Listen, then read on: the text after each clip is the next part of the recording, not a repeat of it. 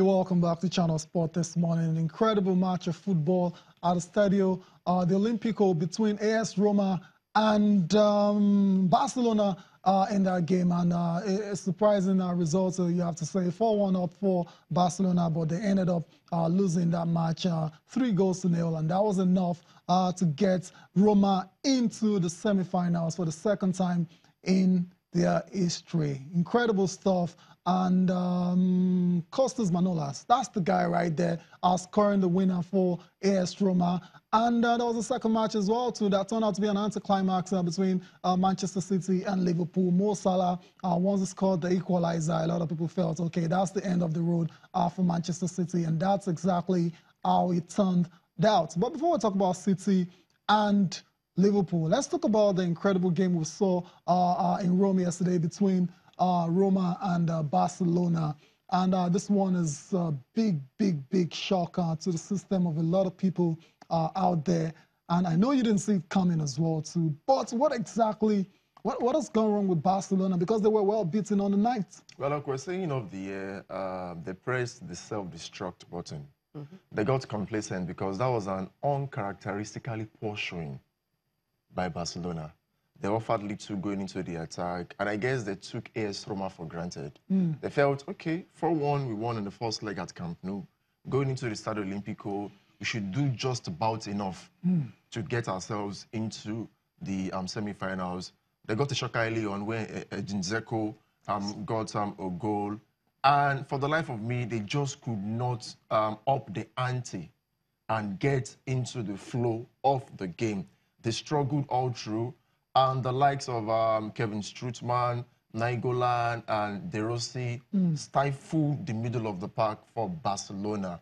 They offered little in the final third, and the doggedness of AS Roma proved vital at the end of the day. When they got the second goal, I still had hopes. Penalty from De Rossi. Yeah, from De Rossi. I still had hopes that Barca would, at least, since they were not playing quite well on the night, they raised the game and just do damage control towards the end of that encounter. And in came Manolas getting the decisive goal in the 82nd minute. And that's the third time that any side that would be 3 or 4 goals down in the quarterfinals would make it into the semifinals. We saw how Deportivo La Coruña did it against AC Milan in 2004. And how this same Barcelona came back from the dead against PSG last year. At least you're familiar with this kind of terrain. Exactly. It was just about them not showing up on the day, and AS Roma grabbed me the opportunity with both ends. The question is, why would they not show up on the day in a very crucial match like this? So well, sometimes Barcelona go missing. I mean, I didn't see Luis Suarez in the game. I think he was very poor.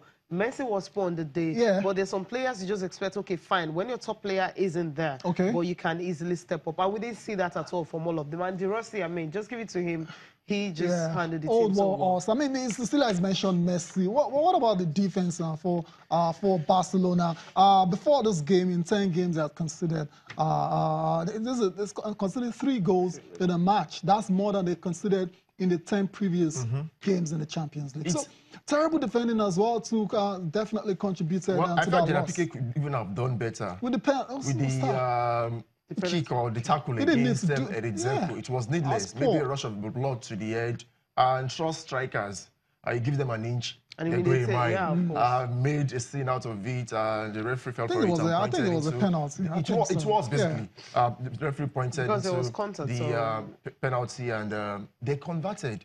There and then I felt the momentum switched in favor of AS Roma, and it would take extra effort for Barca to emerge unscathed. But eventually they just couldn't step up on the night.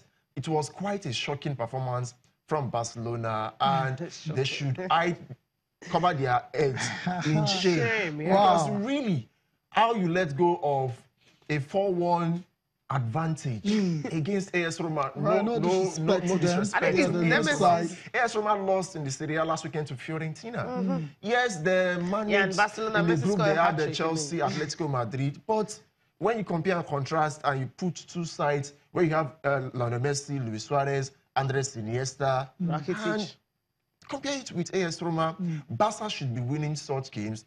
They just didn't apply themselves enough on the night. And AS Roma, like I said earlier, grabbed the opportunity with both hands. Oh, too bad for AS Roma. for Barcelona. Maybe it's nemesis or something, because I mean they did it to PSG and everyone actually wept. But I think PSG were better. I mean they were not as poor as Barcelona were, you know, in Rome. They were both poor. When you throw away 4 goal leads, I mean, at least you play Barcelona. I really like. I mean, they were two ways about it. Barca were just complacent. They were off duty. I mean, they were like you say, they didn't show for the party.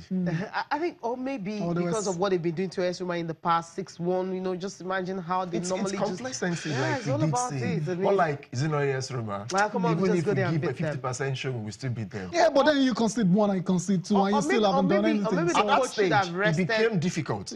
Because AS Roma had already pitched. And they were at that level goal actually gave them they were at home. edge. The fans were vociferous and like, it is Barcelona.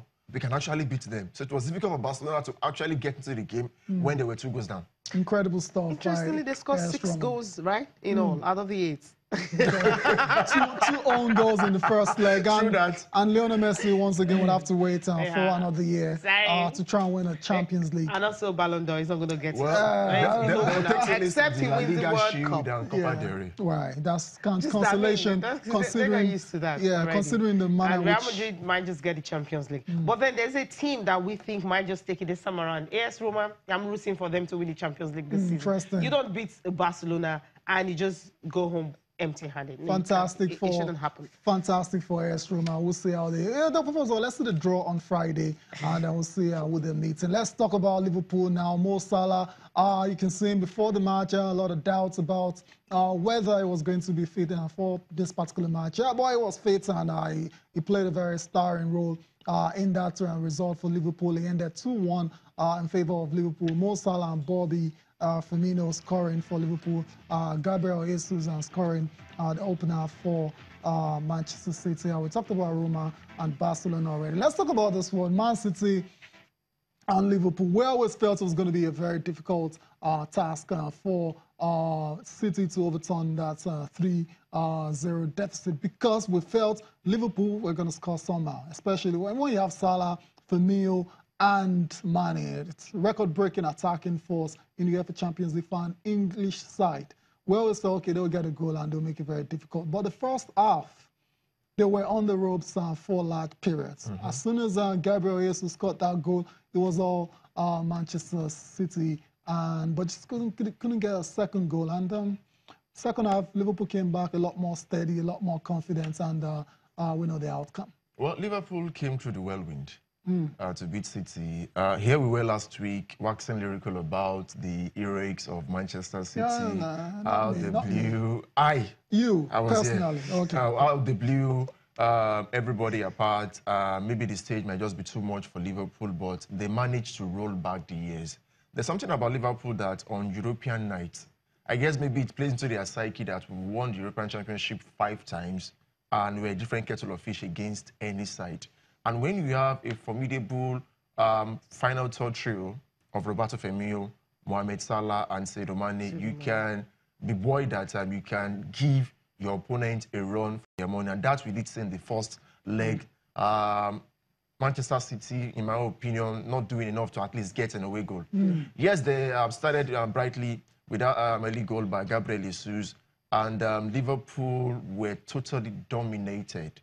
I felt the goal scored they give to Man City by Leroy Sané that was ruled as offside, in my opinion, was a goal. That ball came off James Milner, who inadvertently put Leroy Sané onside to score the goal. But why the AR is talking about that referee would call it offside, in my opinion, I have no idea. But sometimes in football, decisions go in your favor or otherwise. Maybe that would have been a turnaround that Manchester City needed in the game. But going into the second, I felt it might be a different thing entirely, and Liverpool took advantage. We saw how calmly Mohamed Salah lifted the ball into the net. Ederson had no response. And at that stage, let's not talk about him, please. Let's not. I'm happy he's going to play against Nigeria. He better be off on Let's not talk about him. But on the night, Liverpool were the better team. And if you can put the likes of David Silva, KDB at bay, and you allow Man City to score just 1 goal in 180 minutes, I think that defense should get some credit. Okay. Virgil van Dijk, Dejan Lovren, they did quite well. We had our doubts about them because that used to be the soft underbelly of Liverpool. But Cecilia, come on. Money well spent. They're proving that come on. Money well spent and what have you. But let's see how they can cope when we see the draws on Friday. I know we will be saying money. If you can cope against Man City, you can also cope against any other team. You know what, Tayo? We listened to Pep Guardiola. He was fuming. You know, he was sent off. The referee makes mistakes, and that's all about his press conference. I said it was goal. Milner passed the ball to Leroy goal, and I said it was goal. And that's why he sent me off. Why it's different to go 1-0 at half-time, 2-0. It's different when the first goal in Anfield is offside from Salah is offside. This kind of games, this kind of competitions, the impact is so big. So the goal from Gabriel Jesus in Anfield is goal. It's not offside from the pass David to Leroy. It's a penalty from Raja Sterling, from Robertson in front of the fourth official. So, of course, that is influence a lot of competition. I didn't insult him. I just say it's penalty. I said, Matteo, penalty is goal. The ball came from Milner. He said, from Milner came the pass? Yes, from Milner. And when came from Milner, it's not offside. And go to all time with 2-0 against that team is a little bit different, you know. And the second half, of course, the first goal for the big quality for Salah, for everybody. We had to change a little bit the way we play the second half. We were more tired, and it's what it is. So, but when they decide, I know him from Spain, so I could imagine that.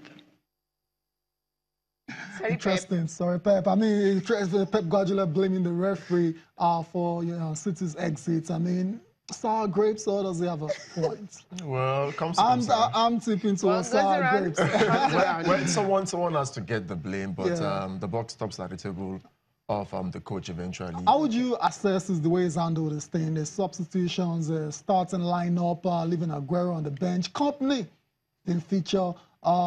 And he's been brought in to win the Champions League for City. That's basically what the owners are craving for. He's lost out in the quarterfinal twice now. First against Monaco, now against Liverpool. Both times favourites going into the tie. Well, let me narrow it down to last night's game. No coach sets his team with the intent to lose. Now it was bold.